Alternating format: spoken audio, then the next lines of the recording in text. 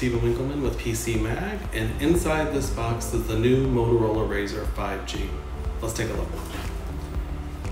So you're not going to get this box, so let's ditch it.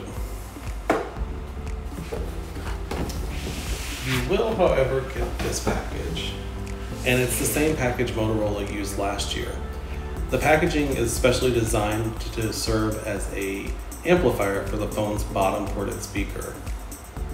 Inside the box, you'll find the phone, and in the back, there's a cloth-covered case that holds the SIM key, USB-C to USB-A cable,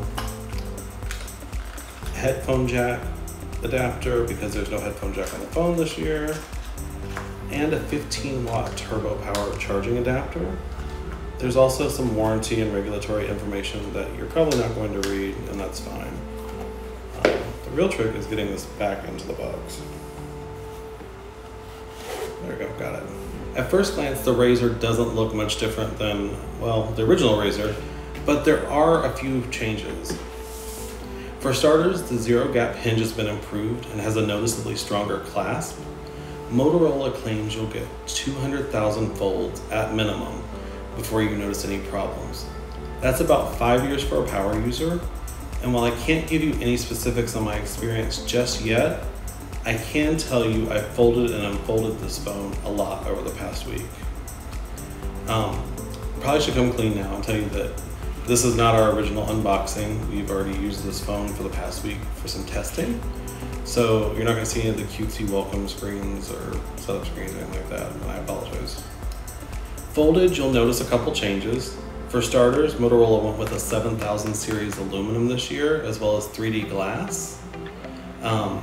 There's also a 48 megapixel camera on the front now that has laser autofocus, as well as quad pixel binning, which means it'll sort of take 4 shots and turn it into one super crisp 12 megapixel shot.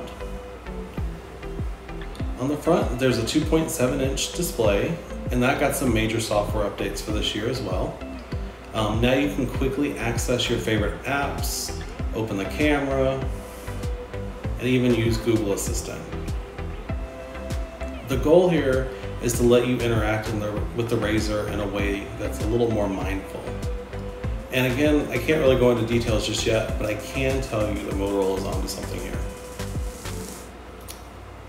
The power button has been moved to the left side of the phone this year, while the volume rocker remained on the right. And a really nice touch here is the volume rocker knows when the phone is folded or unfolded. So no matter if it's open or closed, up is always up and down is always down. The fingerprint sensors move to the back. And then on the bottom, you're gonna find the USB-C power or charging port, as well as the bottom ported speaker. And inside, you'll see the same 6.2-inch display that was on the original Motorola Razr.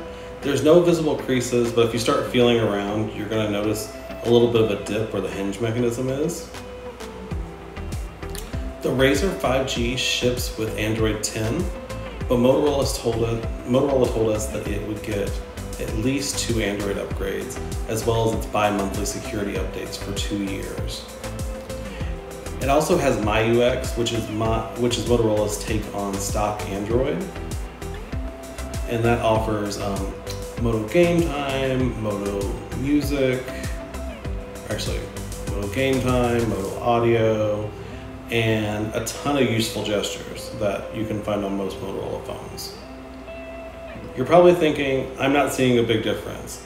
And on the outside, you might be right. The good stuff is on the inside. The new Razr supports LTE as well as global 5G. So when I say 5G, it's just sub 6, which means you're not going to get the super fast millimeter wave speeds you'll see on some other phones. However, if you look at our fastest mobile networks coverage, you're probably going to think twice about getting a millimeter wave phone this year.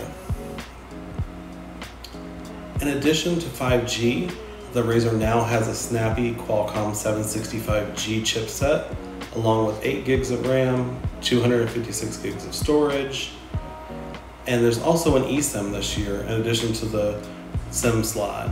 So you can use that for international travel, if you're a Google Fi customer, or if you get a Verizon SIM and decide you want to switch to eSIM.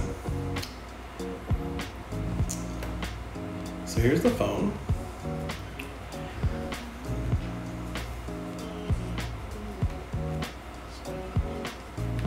It's also worth noting that the Motorola Razr doesn't have an IP rating.